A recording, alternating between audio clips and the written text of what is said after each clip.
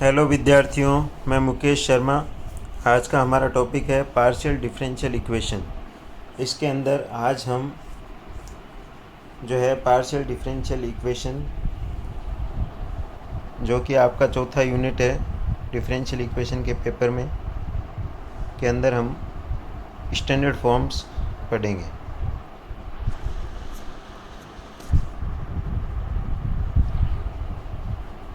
Partial differential equation, some special type of equation which can be solved only by method other than the general method।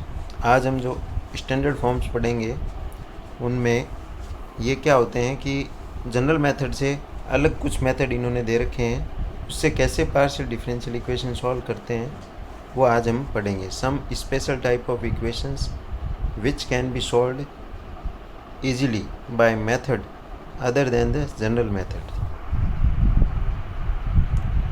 तो जैसे अपन आज standard form, जैसे first है अपने पास में standard form का first equation number 1 पे ध्यान दीजिए। एफ पी कोमा क्यू बराबर 0। यदि इस टाइप की इक्वेशन है जिसमें पी और क्यू ही हैं तो उसको आप पूर्ण समाकल जो होता है वो Z is equal to A x plus b y plus c होता है। इसमें एफ ए बी बराबर 0, यहाँ पर पी बराबर ए और क्यू बराबर बी रखने से एक में रखने से प्राप्त होता है एफ ए बी बराबर 0। बी को ए के पदों में रख दो तो बी बराबर फाई ए रख दो तो पूर्ण समाकल जो होगा, ध्यान दीजिए, इस बी को आप एफ ए रख दीजिए तो ये आ जाएगा Z is equal to A x plus y f a plus c. ये हमारा पूर्ण समाकल होगा। तो विद्यार्थियों, जैसा आपको अभी हो सकता है कुछ समझ में नहीं आया हो, लेकिन आप ये ध्यान दीजिए कि आज हम स्टैंडर्ड फॉर्म पढ़ रहे हैं। स्टैंडर्ड फॉर्म में पार्शियल डिफरेंशियल इक्वेशन में स्टैंडर्ड फॉर्म फर्स्ट पढ़ रहे हैं। एफ पी कोमा क्यू बराबर 0, इसलिए पूर्ण समाकल जेड इज इक्वल टू इसमें होता है a x plus b y plus c बराबर प्लस सी। एफ ए बी बराबर 0 ये कैसे प्राप्त होता है जब पी बराबर आप ए रख देते हो और क्यू बराबर बी रख देते हो। तो बी को ए के पदों में ज्ञात कर सकते हैं। तो बी बराबर आप क्या रख दीजिए, एफ ए, तो ये आ जाएगा बी बराबर यहाँ एफ ए रख दीजिए तो ये हमारे पास में पूर्ण समाकल आ जाएगा। इसके बाद में हम जैसे इसके ऊपर एक प्रॉब्लम डिस्कस करते हैं, हल कीजिए P square plus Q square is equal to M square. आप यहाँ देख सकते हैं कि ये जो समीकरण है जिसमें सिर्फ पी और क्यू ही। अब ये ध्यान दें पी क्यू ही हैं इसमें, तो ये इस टाइप स्टैंडर्ड फॉर्म फर्स्ट की होगी। ये तो अचर है, ठीक है। तो अब आ गया जेड इज इक्वल टू, आपको पूर्ण समाकल जो होता है वो Z is equal to A x plus b y plus c आपको बता रखा है अभी हमने कि जो इक्वेशन होती है उसके अंदर आप क्या रखना है, ये रख देना। जैसे ये जो इक्वेशन होती है ना पी कोमा क्यू बराबर 0, तो एफ ए बी कम बी बराबर 0, यानी पी की जगह ए रखना है, क्यू की जगह आपको बी रखना है। तो ये देखिए आपने क्या किया, आपने यहाँ पर रखा, ये रख दिया। तो अब आप देखो b square a square plus b square is equal to M square, तो b square is equal to M square minus A square, तो बी बराबर एम स्क्वायर माइनस ए स्क्वायर का रूट, ये आ गया। सी बराबर आप, ये पूर्ण समाकल कहलाता है आपका। सी बराबर फाई ए रख दीजिए तो ये 2 नंबर समीकरण दे दी। अब 3 का ये जो, हाँ ये 2 नंबर है, ये 3 नंबर समीकरण है, इसका क्या करना है, ए के सापेक्ष अवकलन करो, तो ये अवकलन करोगे तो ये आ जाएगा। अब 3 व 4, ये 4 नंबर समीकरण है, अगर आप इनमें से 3 व 4 से ए को विलुप्त कर देंगे तो हमारे पास में व्यापक हल आ जाएगा। फिर से देखिए, सबसे पहले आपको क्या दे रखा है विद्यार्थियों, आपको ये क्वेश्चन दे रखा है। तो सबसे पहले आपको देखते ये पता चलना चाहिए कि इसमें सिर्फ पी और क्यू है, तो ये स्टैंडर्ड फॉर्म फर्स्ट की है। स्टैंडर्ड फॉर्म फर्स्ट में पूर्ण समाकल जो होता है वो Z is equal to A x plus b y plus c होता है, और ए और बी में जो रिलेशन होता है वो पी की जगह जो इक्वेशन होती है उसमें ए रख दीजिए और क्यू की जगह बी रख दीजिए। अब पूर्ण समाकल जो होगा वो Z is equal to A x plus, देखो अब ये बी है ना, तो इससे बी का मान निकाल लो और वो इसमें रख दो, ये पूर्ण समाकल। सी बराबर फाई ए रख दीजिए, तो सी का मान क्या रख दीजिए यहाँ फाई ए। तो Z is equal to A x plus root में एम स्क्वायर माइनस ए स्क्वायर वाई प्लस 5a आ गया। अब 3 का ए के सापेक्ष अवकलन करो, 3 का ए के सापेक्ष अवकलन किया तो ये आ गया। अब 3 और 4 में से हमें क्या करना है, ए को विलुप्त कर लेना है, जिससे अपने को व्यापकल प्राप्त हो जाएगा। ये आंसर है। अब जैसे हमारे पास में एक और प्रॉब्लम है विद्यार्थियों, ये हमारे पास में एक प्रॉब्लम है X square P square plus Y square Q square बराबर जेड स्क्वायर। ये अच्छी प्रॉब्लम है और इंटरेस्टिंग भी है। तो अभी तक हमारे दिमाग में जो था वो था कि स्टैंडर्ड फॉर्म जो फर्स्ट होती है वो एफ पी कोमा क्यू बराबर 0। तो अब इसमें तो एक्स भी आ गया, वाई भी आ गया और जेड भी आ गया, तो ये स्टैंडर्ड फॉर्म फर्स्ट रही नहीं। लेकिन हम कुछ इक्वेशंस ऐसी होती है जिनको हम स्टैंडर्ड फॉर्म में चेंज कर सकते हैं। जैसे मैंने आप ये जेड स्क्वायर का भाग लगा दीजिए, ये इक्वेशन आ जाएगी। और पी इज इक्वल टू क्या होता है del Z by del X, Q is equal to क्या होता है del Z by del Y, ये आ गया। अब आपने ये ध्यान दो, ये एक इम्पोर्टेंट स्टेप है विद्यार्थियों, यहाँ ध्यान दीजिए, ये वेरी इंपॉर्टेंट स्टेप है कि इसने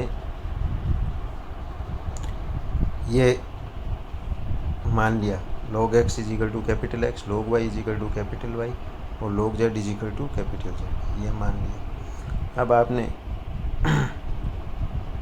यह ध्यान दो, ये मानते कैसे मानते हैं, देखो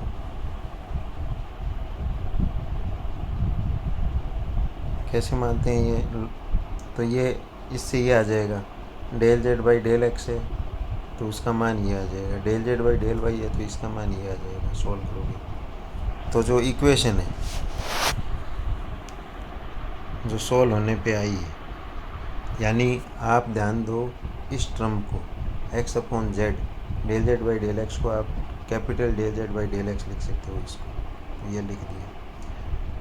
फिर इस टर्म को y upon Z del z upon del y को del z upon del y लिख सकते हैं, तो इसको आपने लिख दिया। तो ये इज इक्वल टू 1। तो यह अब आप ये देखो, इसको अगर अपन p कहते हैं, इसको q कहते हैं, तो ये स्टैंडर्ड फॉर्म फर्स्ट क्या है। लेकिन ये कैपिटल में है ये, तो इसलिए कैपिटल में मान लिया पूर्ण समाकल z is equal to A x plus b y plus c. अब इसके बाद में जो रिलेशन है वो देखिए ये, क्योंकि हमारे पास में देखो अभी इक्वेशन ये मानी जाएगी, ये पक्का करो, ये मानी जाएगी, ये मानी जाएगी। तो देखिए अब आपने यह आ गया a square plus b square is equal to 1, तो b बराबर रूट में 1 माइनस ए स्क्वायर, तो z is equal to A x plus root में 1 माइनस ए स्क्वायर वाई प्लस सी, ये आ गया। तो अब ये ध्यान दो, ये कैपिटल z है और ये कैपिटल x है और ये कैपिटल y है। तो सबसे पहले जो इसको ध्यान दीजिए, तो ये आ जाएगा log z,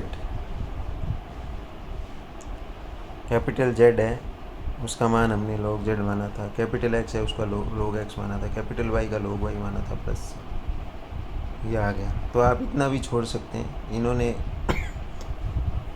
कॉम्पैक्ट फॉर्म में चेंज किया है थोड़ा वो, तो ये is equal to cos alpha ले लिया, तो ए का मान कोस अल्फा लोगे तो ये कन्वर्ट हो गई, ये इसमें आ जाएगा। तो ये एक अच्छी प्रॉब्लम है जिसमें आपने देखा कि x और y भी आ गया, z भी आ गया, लेकिन अपन ने क्या किया, उसको कन्वर्ट कर दिया, कन्वर्ट करके हमने फर्स्ट फॉर्म में लिया। ये देखो, ये मानना साथ, ये इम्पोर्टेंट चीज़।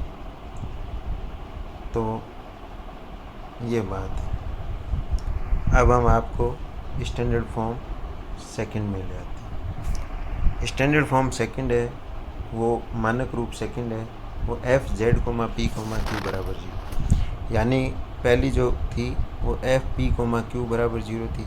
अब F Z comma P comma Q बराबर 0, यानी जेड भी आ जाए और पी और क्यू, ये तीन क्वांटिटी रहे, तो उसमें आपको कैपिटल एक्स एक मानना है, उसका मान मानना है small X plus A Y, तो जिससे ये इक्वेशन इसमें चेंज हो जाएगी और इसमें चेंज होने के बाद में हम इसको सॉल्व कर लेंगे। यह आपको एग्जाम्पल के द्वारा बहुत अच्छा समझ में आएगा। जैसे अपन ने ये एक एग्जाम्पल लिया, प्रथम आप इसको जब ध्यान से देखते हैं तो पी जेड क्यू है, ठीक है भैया, आप स्टैंडर्ड फॉर्म सेकंड की है। तो फिर आपने capital X is equal to small X plus A Y ये मान लिया।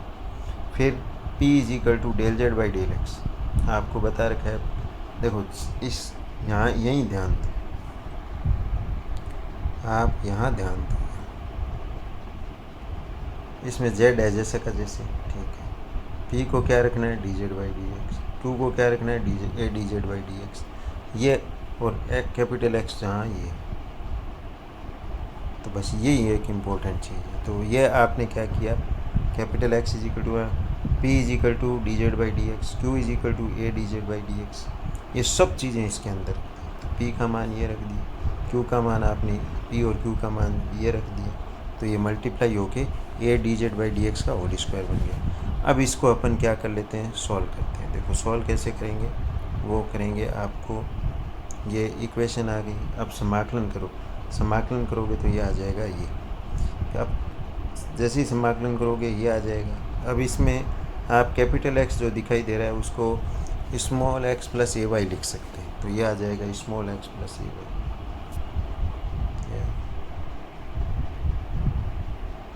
तो ये हमारा क्या आ जाएगा, आंसर। ये स्टैंडर्ड फॉर्म सेकंड हो गई। स्टैंडर्ड फॉर्म थर्ड देखिए, स्टैंडर्ड फॉर्म थर्ड है, उसमें इस प्रकार की जो होती है, Z is equal to P X plus Q Y plus F P Q बराबर जीरो, नहीं sorry, Z is equal to P X plus Q Y plus F P Q, ये एक नंबर इक्वेशन है।